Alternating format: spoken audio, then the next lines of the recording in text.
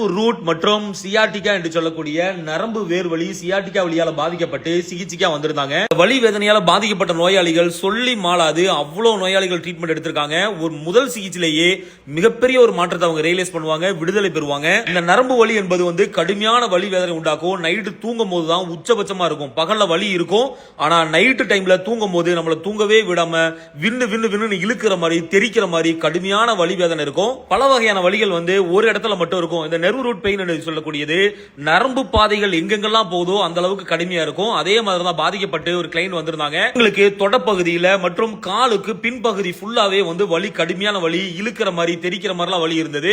சிகிச்சை முடியும் போதே மிகப்பெரிய ஒரு மாற்றம். கால் இருக்கும், ஸ்டிஃப்னஸ் குறைஞ்சிரும்.